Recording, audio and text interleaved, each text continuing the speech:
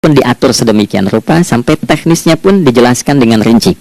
Saking rincinya, bila ada yang menyimpang dari rincian itu, maka dianggap sholatnya tidak sah dan mesti diulang. Sallu kama ra'aitumuni usalli. Sholatlah kalian seperti kalian persis melihat aku menunaikan sholat. Dan dalam sholat inilah kemudian ada sanad yang tersambung secara ketat sampai-sampai dalam hadis Muslim nomor hadis 397. Demikian di Al-Bukhari juga diabadikan di nomor hadis 757 oleh sahabat Abu Hurairah. Sanadnya tersambung kepada Khalad bin Rafi Az-Zuraiqi, seorang yang sholat di samping Nabi tapi bermasalah sholatnya. Lalu Nabi meminta beliau untuk mengulangi sholatnya sampai 3 kali peristiwa itu, hingga beliau berkata, ya Rasulullah au kama qala alimni ma uhsinu ghairah. Ya Rasulullah, tolong ajarkan kepadaku karena aku tak punya pengetahuan lebih dibandingkan dari apa yang telah aku kerjakan. Nah, dari dasar ini melahirkan satu pertanyaan kritis, ya, dan juga perlu argumentasi yang kuat secara syariah mengapa kita menunaikan ibadah salat. Baik teman-teman sekalian, karena waktu kita sangat padat, ya, kita manfaatkan sebaik-baiknya. Saya mohon izin kajian kita akan lebih fokus kepada inti materi sehingga manfaatnya lebih banyak kita dapatkan. Salat satu-satunya amalan di dalam Islam yang mencakup 4 bagian pokok dalam beragama. Jadi ketika seseorang menetapkan dirinya beragama dan ciri satu nilai agama itu bernilai benar, ya, dalam nanti kalau kita mau komparasikan atau kita riset, itu ciri pokoknya ada 4. Satu, ada aspek namanya aspek keyakinan, ya, tauhid atau akidah. Nggak mungkin kan beragama kalau nggak yakin. Ya, karena itu pasal 29 ayat kedua itu mengandung nilai keyakinan. Negara menjamin kemerdekaan tiap-tiap penduduk untuk memeluk agamanya masing-masing dan beribadah menurut agama dan kepercayaannya itu. Ya, jadi nggak mungkin kita bisa menghasilkan nilai kepercayaan dan ibadah kalau tidak ada unsur keyakinan. Atau bahasa kitanya disebut dengan iman. Ya, iman itu nanti juga dipaku dalam setiap nilai kebangsaan di konteks Negara Kesatuan Republik Indonesia. Ini yang paling membahagiakan. Jadi mau jadi pegawai apapun itu syarat, ya, salah satu syarat yang melekatnya beriman dan bertakwa kepada Tuhan Yang Maha Esa, gitu kan? Ya, kemarin saya di BPK itu ada 11 bab Romawi, 40 pasal. Ya, di bab yang keempat pasal 13 tentang pemberhentian dan pengangkatan itu ada 11 poin A sampai K. Di poin B yang keduanya syarat menjadi bagian dari anggota BPK itu beriman dan bertakwa kepada Tuhan Yang Maha Esa.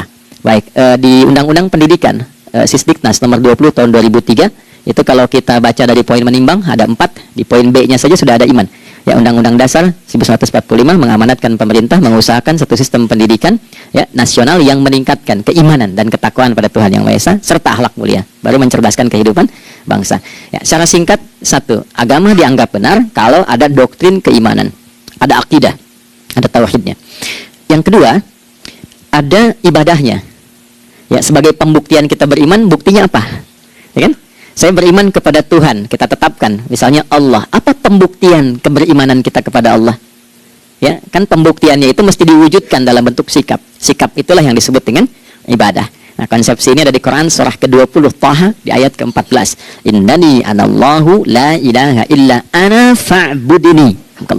Ya, sungguh aku tegaskan bahwa akulah Allah, satu-satunya Tuhan yang layak dipertuhankan dan disembah. Ketika Anda mempertuhankan aku, fa'budni, maka buktikan kebertuhananmu kepadaku dengan menyembahku. Karena itu namanya Allah punya 2 arti. Satu yang dipertuhankan, kan? Ilahun wahid. Yang kedua yang disembah. Ya, jadi yang dipertuhankan dan disembah. Oke. 3. Yang ketiga harus punya unsur praktikal atau implementatif dalam interaksi kehidupan. Ya, jadi bukan cuma nyembah Tuhan, bimbingan kehidupannya apa? Implementasi dari ibadah itu. Ya, ciri umat beragama itu kan bukan hanya sekedar saya yakin, beriman, saya ibadah. Terus bukti ibadah itu dibawa dalam berinteraksi hariannya seperti apa wujudnya. Ya, makanya ketika dulu orang itu jujur, orang itu bangga dengan kejujurannya bukan sebagai orang jujur, tapi sebagai muslim. Jadi ketika ditanya, "Kenapa Anda jujur?" "Karena saya muslim." Ketika ada seorang penggembala di Sahara yang sangat gersang, diuji oleh Umar bin Khattab, ingin diambil kambingnya, kan kisahnya viral kan? Baik ya? Oh, tapi ini bukan punya saya. Bilang aja pada Tuan Anda, kalau kambingnya hilang 1 dimakan serigala. Lantas di mana Allah? Jawaban itu yang menggetarkan kepada jiwa. Jadi kebenaran yang diungkap dengan sikap kejujuran itu implementasi dalam beragama. Nah, jadi praktek ibadah ada di muamalah. Oke, satu akidah dibuktikan lewat ibadah diimplementasikan dalam muamalah. Itulah sebabnya nanti seluruh bagian tubuh kita ketika digunakan untuk bersifat dan bersikap itu ada tuntunan iman di dalamnya. Oke? Misal, saya tanya begini ya. Ini mukaddimah ya, kita belum mulai nih.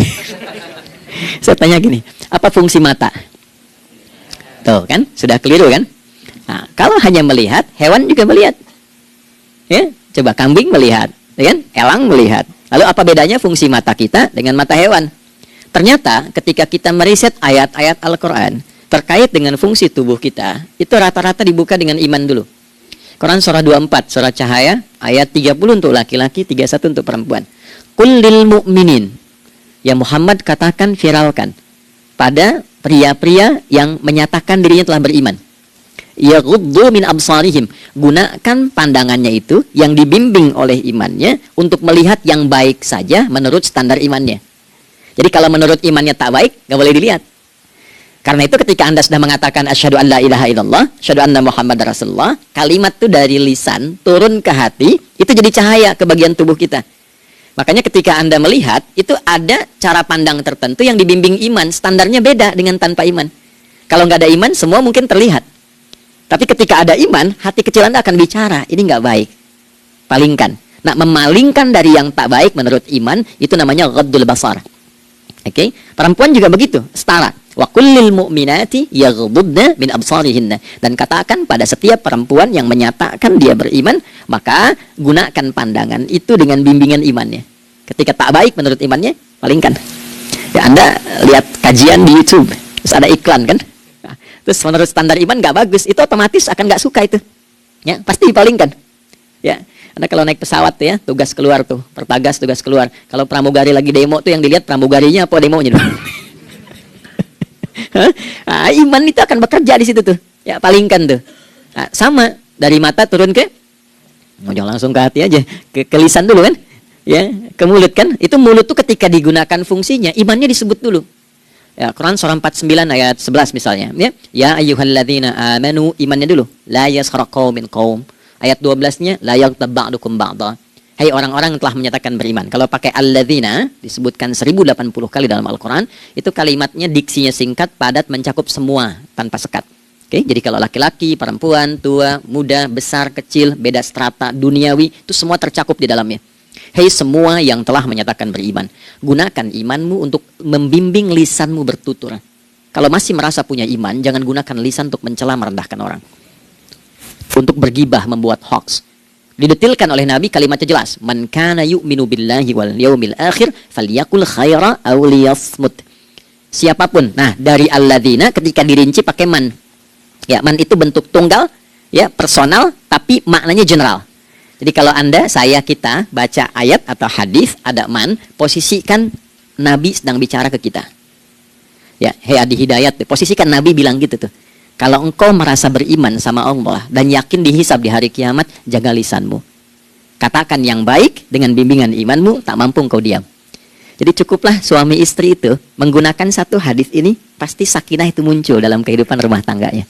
Ya, itulah sebabnya kenapa sakinah didahulukan dibanding mawaddah. Hati-hati ya, Mbak, walaupun namanya sakinah, nggak ada ini nggak akan datang tuh ketenangan tuh. Ya, ada yang tahu nggak rahasianya? Kenapa sakinah duluan dibanding mawaddah? Ya, 5 juta. Ya, waktu habis karena padat sekali. Maddah jamaknya mawaddah, rasa kasih yang tumbuh dari pemberian materi. Jadi kalau rumah tangga itu ingin cenderung pada kebahagiaan, boleh berbagi dengan materi. Ya, istri cemberut, ya, Anda datang dengan senyuman, sayang, kenapa? Ya, ini emas 2 kilo, ya. Nah itu pasti sehat lagi tuh. Ya, itu mawaddah. Tapi maaf, walaupun Anda mapan bekerja, harta cukup melimpah, ruah, tapi tidak ada ketenangan di rumah tangga, tidak ada sakinah, maka hampa kehidupan rumah tangga itu. Itulah sebabnya kenapa di Quran sakinah lebih dulu dibandingkan dengan mawaddah. Saya tanya ibu deh, ibu pilih mana? Kaya tapi gelisah atau miskin tapi tenang? Oke. Saya paham itu. Suami juga sepakat semua ya. Artinya apa? Kita nggak bisa menghilangkan unsur ketenangan. Oke, itu hanya pembuktian argumentatif ya, supaya kajiannya lebih kepada argumen. Jadi ada akidah terkorelasi dengan ibadah, implementasinya di aspek muamalah. Nah, nanti cara bermuamalahnya diatur lewat akhlak namanya. Bagaimana bermuamalah yang baik? Kan Anda, maaf ya, berekspresi kepada pimpinan dengan kawan kan berbeda. Oke, kepada orang tua dengan anak kan lain. Nah, yang mengatur interaksi kita sehingga terjalin harmoni yang baik, itulah yang disebut dengan akhlak. Nah, 4 poin inilah yang menjadi inti dakwah Nabi SAW ketika diutus oleh Allah Subhanahu wa Ta'ala. Memastikan 4 ini bisa optimal kita lakukan dalam kehidupan. Bonusnya yang kelima, selalu meningkatkan inovasi sehingga selalu mendapatkan hal baru dalam kehidupan. 5 ini digabungkan di Quran surah kedua Al-Baqarah di ayat 151. Kama arsalna fikum rasulam minkum yatlu alaikum ayatina. 1, oke, wa yuzakkikum. 2, akhlak. Wa yuallimukumul kitaba. 3, wal hikmah. 4, 5, wa yuallimukum ma lam takunu ta'lamun. Kelima-limanya ini digambarkanlah dalam bentuk ibadah yang melatih kita sebagai pondasi awal menuju dan memantapkan 5 hal ini, yaitu sholat. Itulah sebabnya kenapa sholat yang pokok dilakukan 5 waktu dalam sehari untuk mewujudkan 5 hal ini dalam kehidupan, dan satu-satunya ibadah yang mengumpulkan 5 aspek ini dalam prakteknya hanya sholat. Hanya sholat. Oke, mari kita detilkan, kita rinci, dan di sini kita akan mulai kajian kita. Yang tadi mukadimah ya. Baik, kita punya 30 menit, wah padat sekali. Bismillahirrahmanirrahim. 1. Sholat adalah perwujudan iman seorang hamba. Karena itulah kalimat sholat pertama kali disebutkan dalam Al-Quran, itu letaknya setelah kalimat iman. Al-Baqarah ayat 3, Alladzina yu'minuna bil ghaibi wa yuqimunas sholah. Orang-orang yang telah menyatakan beriman dan konsisten menjaga imannya. Beda alladzina amanu dengan yu'minun. Amanu telah beriman. Tapi kalau dia komitmen dan konsisten terus menjaga imannya sampai saat dia berpulang pada Tuhannya, maka berubah nanti bentuknya kalau di bahasa Arab jadi mudhari'. Kalau di bahasa Inggris kan tuh punya 3 arti, present, continuous, and future. Jadi kalaupun sekarang terus berlangsung sampai masa depan pun saya tetap akan beriman. Nah, pembuktian untuk menjaga iman itu pembuktian utamanya pada sholat. Itulah sebabnya satu-satunya amal ibadah dari rukun Islam yang 5 itu, ya, satu-satunya amal ibadah yang disebut iman dalam Al-Quran hanya sholat. Teman-teman boleh buka Quran surah kedua Al-Baqarah di ayat 143. Ya, di pertengahan ke ujung ayatnya. Saya percepat. Wa ma kana Allahu liyudhi'a imanakum. Dan Allah nggak akan pernah menyia-nyiakan sholat seseorang yang dikerjakan karena imannya. Ayat ini turun, maaf, ketika ada terjadi pergantian arah kiblat. Dari yang tadinya semula ke Masjidil Aqsa, lalu berputar 180 derajat, beralih ke Masjidil Haram.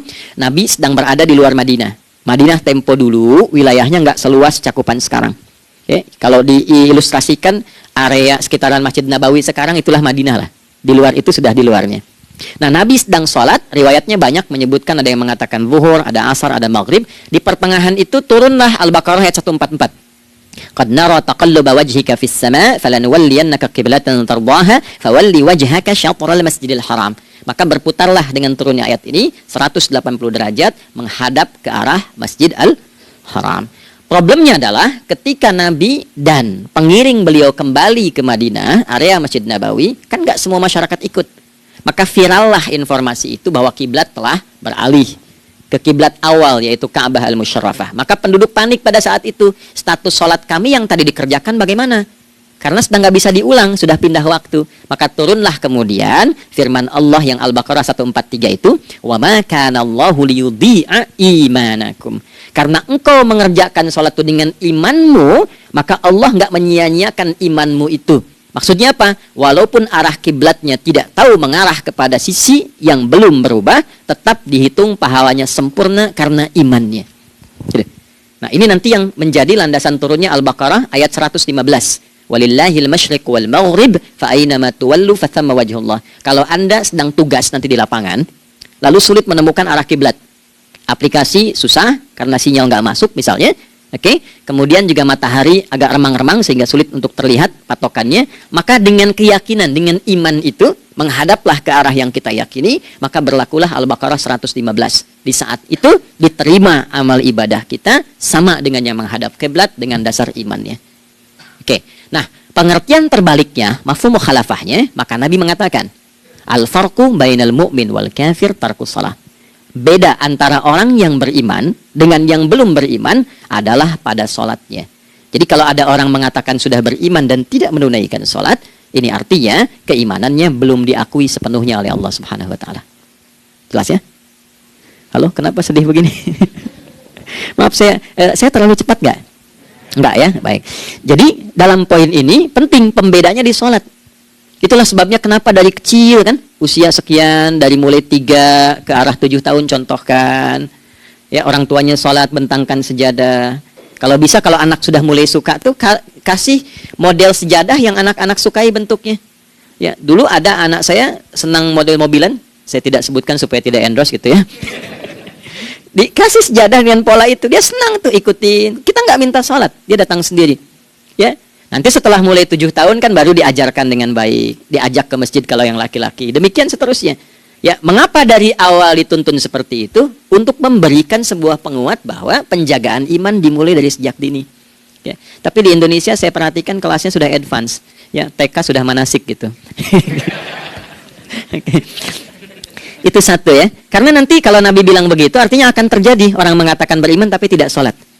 Ya, makanya keras dari awal Nabi katakan bahwa pembeda antara orang yang beriman dengan yang baru klaim beriman itu pada sholatnya. Ya, pada sholatnya. Mengerjakan sholat, maka sah status imannya. Tidak menunaikan sholat, maka bermasalah imannya. Itu poin yang pertama. Yang kedua, teman-teman sekalian, ibadah. Kita lanjut ya. Sholat adalah bagian pokok terpenting dari ibadah. Nah, di sini kita akan mulai membuka sedikit rahasia terkait dengan aspek ibadah ini.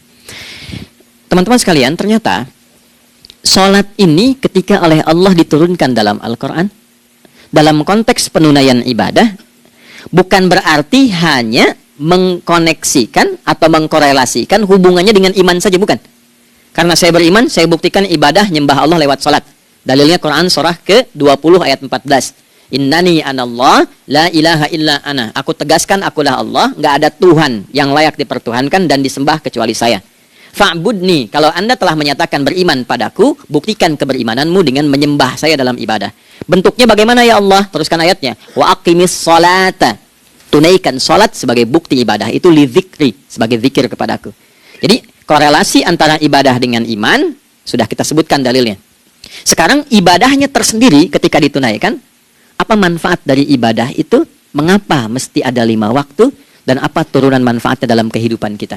Kalau kita mengerjakan itu, dampaknya kepada kehidupan kita apa? Nah, inilah indahnya di dalam Islam, dijelaskan dalilnya, diberikan contohnya, diberikan alasannya, dan yang paling indah, diberikan penjelasan dengan detail tentang manfaat-manfaatnya. Ini tidak ditemukan di dalam konsep keyakinan manapun. Kalau teman-teman boleh mau riset, silahkan. Ada nggak satu keyakinan agama tertentu yang dari ibadahnya itu diatur? Cara memulainya, bacaannya, detailnya, manfaatnya, waktunya, sampai dengan hasilnya, sampai kiamatnya. Ini menunjukkan bukan karya manusia. Bukan karya manusia. Kalau karya manusia, setiap orang bisa buat itu. Ya, ketika ini menunjukkan bukan karya manusia, maka pertanyaannya dengan cara apa lagi Allah memberikan pembuktian pada kita bahwa Ia Tuhan yang hak yang harus kita sembah. Nah, kalau sudah paham, mari kita rincikan turunan tentang sholat ini. Kita mulai satu-satu teman-teman sekalian dari waktu sholat. Alhamdulillah. Seperti kita ketahui waktu sholat ada 5. Tapi yang sering kita dapati dari yang 5 ini tidak semua orang mengetahui tentang makna dari nama dan pembagian di waktu ini. Yuk kita mulai rincikan. Sholat yang pertama namanya apa? Gak usah khawatir, menang gak dapat hadiah kalau benar. Salah juga keterlaluan. Oke, 1 subuh. Dia satu-satunya nama sholat yang punya 2 nama ya. Subuh dan fajar. Oke, Pak Fajar, Pak waktu sholat. 2 zuhur. 3 asar. 4 maghrib. 5 isya. Oke, rumus hitungannya 24 434 ya. Rumus bilangannya 24 434. Kalau mau tanya nomor koneksi dengan Allah 24 434, 2 subuh, 4 zuhur, 4 asar, 3 maghrib, 4 Isya. Oke, pertanyaannya, apa artinya nama itu? Selama ini jangan-jangan kita hanya tahu namanya tapi tidak memahami maknanya. Itu poinnya.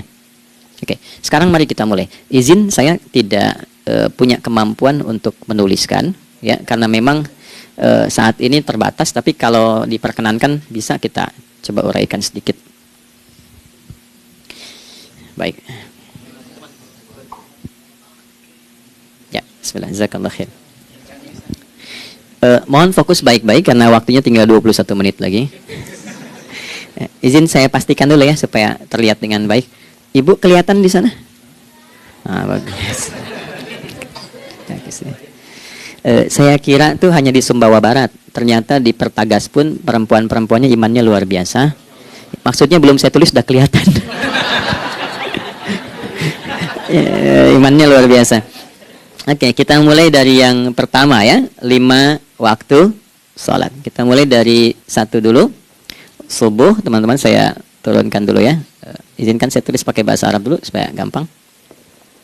1, dia punya 2 nama.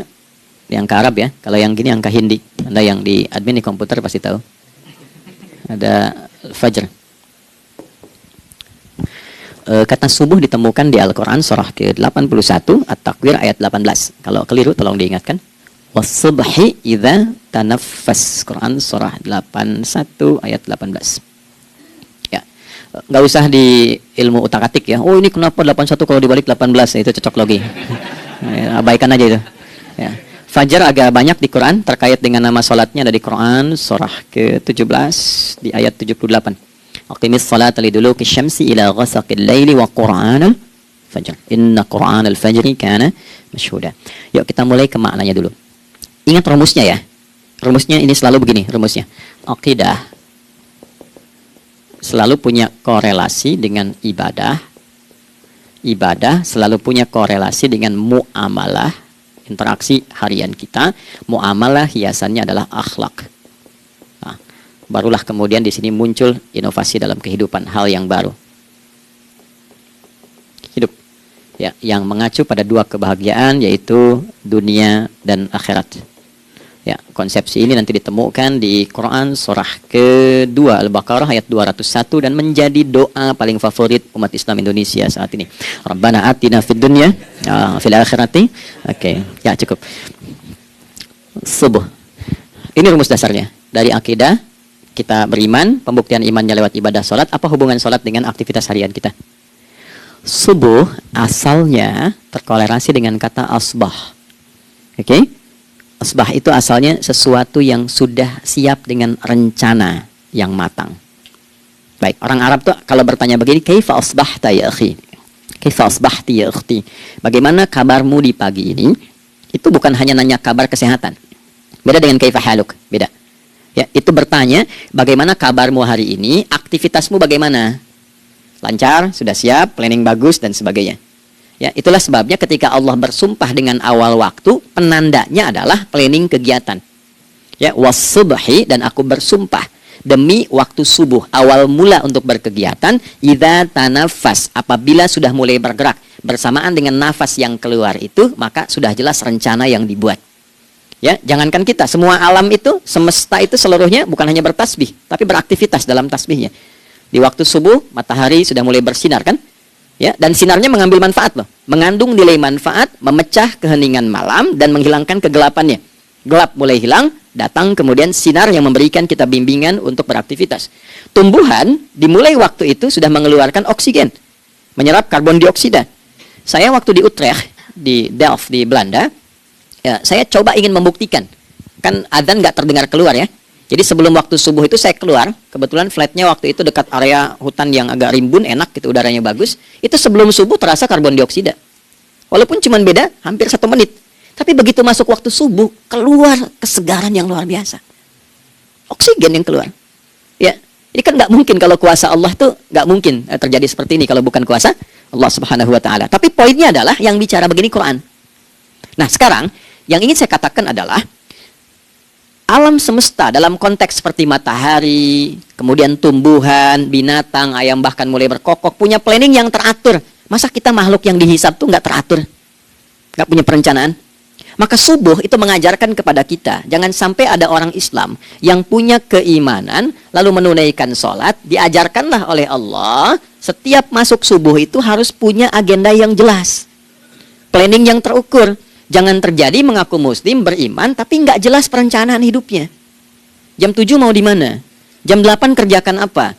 Anda dari sini ketemu 7 ke 4, atau setengah 8 ke setengah 5, 8 jam kerja. Oke? Berangkat jam berapa? Petakan di jalan macetnya di sebelah mana? Ukur sampai kantor tiba jam berapa? Apa yang mau dikerjakan di kantor? Itulah Islam, itulah subuh. Sehingga tidak ada satupun orang Islam di era Nabi mengajarkan beraktivitas kecuali terukur dan teratur. Bahkan Nabi memulai itu evaluasinya di malam hari. Sehingga turun di antara surah Al-Insyirah itu ada ayat yang tegas mengatakan di ujungnya, فَإِذَا فَرَغْتَ فَانْصَبْ. Evaluasi yang telah berlalu di malam hari. Evaluasinya menyeluruh sampai ke zikirnya. Dicatat nih. Ya, aku hari ini secara spiritual itu, mohon maaf, sholat jamaahnya berapa waktu tuh? Dari 5. Oke? Misalnya dari 5 itu cuma 4, berarti koreksi ada yang kurang. 1. Ya. Yang kedua, secara intelektual, sudah berapa bacaan yang dibaca saat ini? Ilmu yang ditingkatkan, mensyukuri anugerah akal dan sebagainya. Bekerja sempurna enggak? Turunkan ibadahnya bagaimana? Ketika ada yang kurang, istighfari. Ya, sebagai seorang ayah, ada enggak sesuatu yang salah yang dilakukan belum sempurna? Sebagai seorang ibu, anak dan sebagainya, istighfar. Itulah sebabnya sebelum tidur Nabi ajarkan istighfar, yang kita tahu 70 kali kan, 100 kali. Yang saya tanya, 1 ke 70 itu istighfar apa saja? Apakah hanya bilangan di lisan? Atau dari lisan diingatkan oleh pikiran, ditembuskan ke hati? Istighfar sebagai seorang ayah yang kurang maksimal melihat anak dengan baik.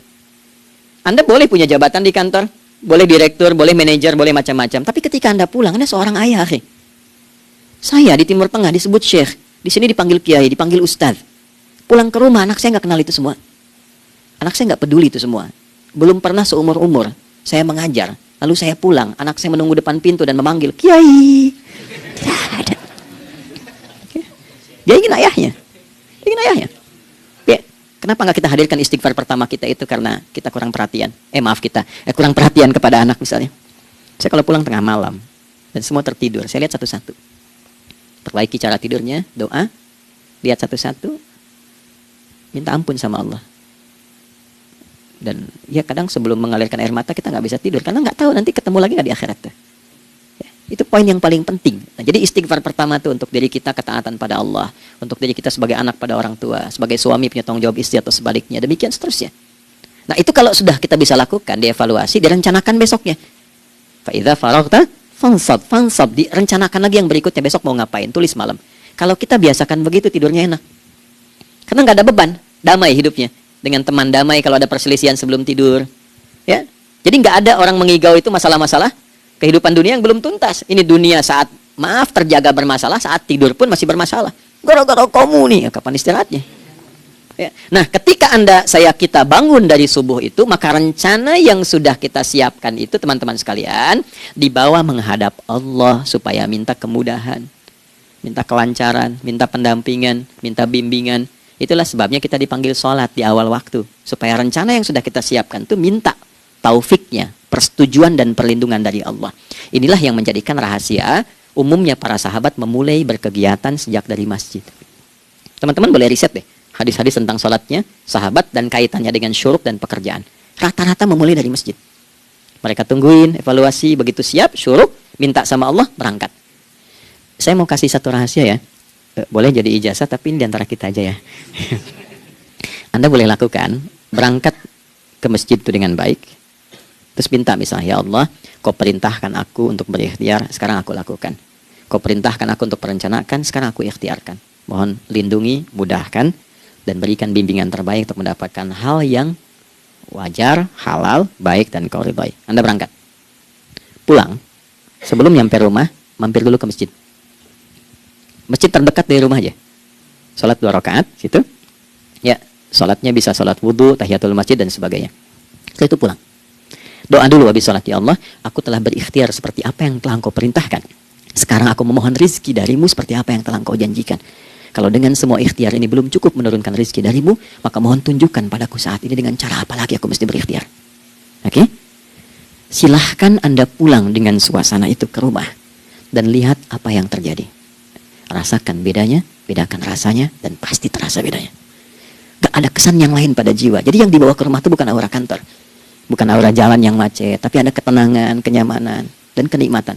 Kalau teman-teman mau pakai sunnah sahabat ini dalam dunia pekerjaan dan Anda lakukan, coba sehari ini saja, rasanya pasti beda. Ya, ini bagian pertama. Nah, ketika kita ingin datang menghadap Allah dan mulai membawa rencana kita, kan perlu isyaratnya kan, kapan dimulai? Gak bisa tiba-tiba saya bangun jam 3 langsung sholat subuh, kan tidak begitu. Ya kan? Mesti ada satu sinyal dulu, yang dari sinyal itu ada feedback pada diri kita untuk merespon, gitu kan? Nah, pancaran respon atas sesuatu yang memancar akibat satu hal yang terjadi. Kalau di gaya itu kan, kalau ada gaya gerak, gaya dorong kan? Ya, kalau nggak salah F1 sama dengan F2 kan? Nah, gaya gerak sama dengan gaya dorong. Geraknya dikit, bunyinya kecil kan? Kencang bunyinya, kencang. Terus ada F berbanding lurus dengan P, hukum Pascalnya. Gaya berbanding lurus dengan tekanan, kan? Semakin banyak gaya, semakin tertekan. Nah, respon yang muncul ketika ada satu misalnya gaya, tapi responnya sifatnya materi sifatnya. Ya, misal kalau Anda mau mengebor air, kan? Kemudian keluar, terpancar tuh dari bawah itu keluar misalnya air. Nah, itu namanya infajar. Infajar. Dalilnya Quran surah kedua ayat 60. Wa idzistasqa Musa liqaumihi faqulna idrib bi'asakal hajar fanfajarat min husnata asyrata aina. Nabi Musa kata Allah itu kaummu 12 suku minta mata air dan enggak tanggung, setiap sukunya minta satu, katanya supaya enggak rebutan. Maka Allah firmankan, pukulkan tongkatmu yang kayu. Lihat diksinya detail sekali. Pukulkan tongkatmu yang kayu ke batu itu, maka batu itu akan terbelah dan mengeluarkan pancaran 12 mata air. Ya, tongkat kayu dipukulkan ke batu, batunya yang hancur. Karena Musa seorang nabi, gitu kan? Anda punya tongkat emas, pukulkan ke batu, maka keluar 12 air mata, gitu kan? Nah, ini infajar. Kalau respon yang keluar itu respon buruk, misal dalam nafsu, kan suka ada triggernya yang memancing respon, terus nafsu keluar kan? Ya, apa saja itu? Lihat gambar yang nggak bagus, nafsu keluar, gitu kan? Lihat sendal bagus, nafsu keluar, macam-macamnya. Nah, itu fujur namanya. Fujur. Hurufnya masih sama, cuma bentuknya berbeda. Fa, jimnya masih ada waw, ada ra-nya. Fujur. Quran surah 91 di ayat 7 sampai 10. Wa nafsi wa ma sawwaha fa alhamaha fujuraha wa taqwaha. Fujur tembus ke nafas, nafas memerintahkan yang buruk. Yang buruk disebut su. Nafas ketemu su jadi nafsu. Makanya nama lain fujur itu nafsu. Dalilnya Quran surah 12 ayat 53. Wa ma ubarri'u nafsi innan nafsa la'ammaratun bisu. Ya, la'ammaratun bisu'i illa ma rahima rabbi. Oke, nafas ketemu su. Teruskan. Tapi kalau pancarannya pada sifat yang baik. Oke? Membelah sesuatu yang gelap menjadi baik, terbuka, memancarkan respon panggilan yang baik, maka berubah katanya menjadi fajar. Oke? Matahari diperintahkan oleh Allah, diperintahkan membelah kegelapan malam. Keluarlah sinar pertamanya, disebutlah fajar. Kenapa? Karena ada respon kebaikan keluar darinya. Baik, perhatikan baik-baik Quran surah kedua ayat 187. Wa kulu washrabu hatta yatabayyana lakumul khaytul abyadu minal khaytil aswadi minal fajar. Itu untuk matahari. Kita lagi tidur enak-enak, sudah nyiapin rencana malam-malam, tiba-tiba ada panggilan. Allahu Akbar, Allahu Akbar. Itulah tandanya hati kita mengkonfirmasi iman kita dalam diri kita. Cepat, sudah adzan. Pernah begitu? Nah, konfirmasi itulah dalam bahasa lain yang disebut dengan fajar namanya. Datang. Jadi waktunya matahari membelah disebut dengan fajar, konfirmasinya pun disebut dengan apa? Fajar. Ya, jadi bersamaan waktunya dengan dua hal itu. Datanglah panggilan. Itu yang dimaksud Quran, hubungan iman dengan konfirmasinya sampai ke salatnya ada di Quran surah 8 ayat 2. Innamal mu'minuna iman. Alladzina idza dzukirallahu adzan wajilat qulubuhum iman. Jadi begitu ciri iman itu ada dalam jiwa, dipanggil lewat adzan, kan? Allahu Akbar, langsung merespon, ya Allah sudah adzan. Walaupun setelah adzan ada lagi getaran, baru adzan belum qomat gitu kan. Nah, misal ya. Nah, tapi inilah fajar. Jadi maksudnya rencana Anda ini agak jarang dibahas ya. Mohon maaf, ilmu ini agak jarang. Jadi jangan Anda bilang saya bid'ah, bukan. Ya, bukunya ada, referensinya ada. Cuman karena jarang dikaji, jangan sampai kekurangan pengetahuan menghukumi yang tahu jadi salah gitu. Ini poinnya. Jadi saya kalau bahas satu masalah itu bukunya saya kumpulkan. Tafsir awal sampai akhir yang ada apa, buku-buku tentang sholat apa, baru kita keluarkan. Jadi bagian topik-topik tertentu yang dibahas. Problemnya ketika membahas tentang ibadah cuma dua. Satu, tentang bacaan, doanya apa. Yang kedua, tentang gerakan, bagaimana mengerjakannya. Yang ketiga, jarang dibahas hikmahnya apa.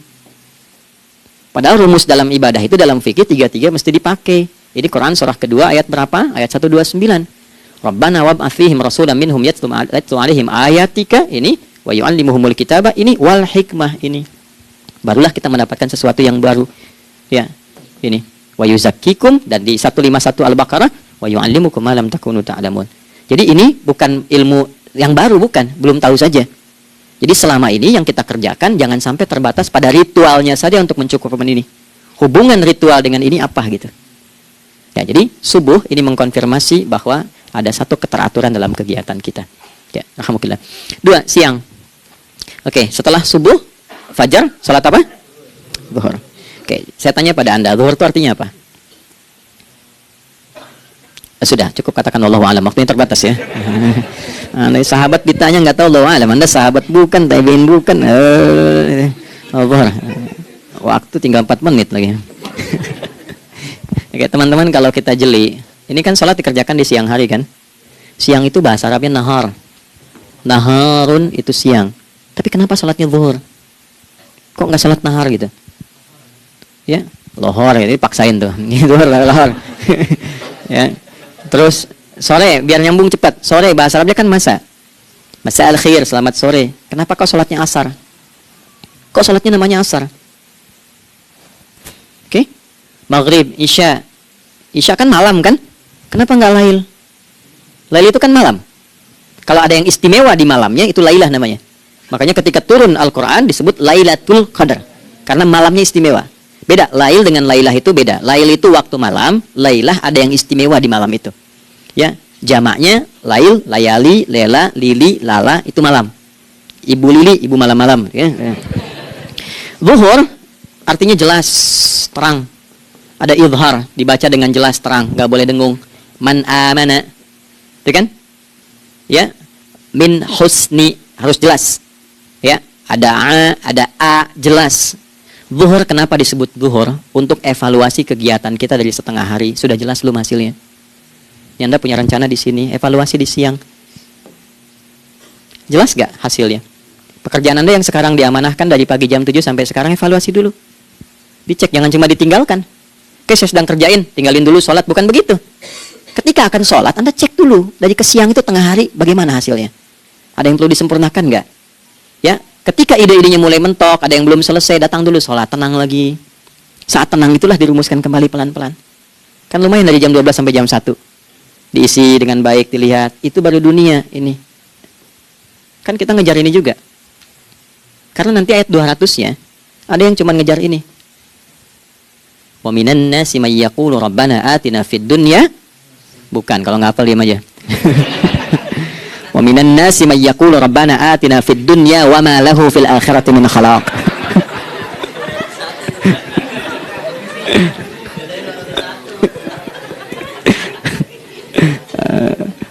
Amin. Dan di antara manusia ada yang fokusnya hanya dunia yang dikejar, sehingga nggak kebagian akhiratnya. Padahal dia tahu dia mau pulang. Yang lebih aneh lagi, pengen pulang surganya Firdaus dekat dengan Nabi. Tapi tiap hari yang dikerjakan dunia lagi, berangkat gelap, pulang gelap, terus meninggal gelap juga. Ini kan repot. Nah, maka mesti investasi kan. Anda kalau tugas keluar kan, apalagi keluar negeri kan hukumnya beda. Bekalnya pun tidak sama. Anda tugas ke Amerika, mata uangnya sudah beda, hukumnya sudah beda. Terus pengen pindah ke alam barzah, pengen hukumnya sama dengan dunia, mustahil. Ya, makanya dimensinya beda, keadaannya tidak sama. Baju yang dipakai kan beda. Barang-barangnya nggak sama. Makanya disebut telah meninggal dunia, meninggalkan semua yang melekat pada dunia. Pindah ke alam lain, persiapan menuju titik akhir yang tidak ada ujungnya lagi.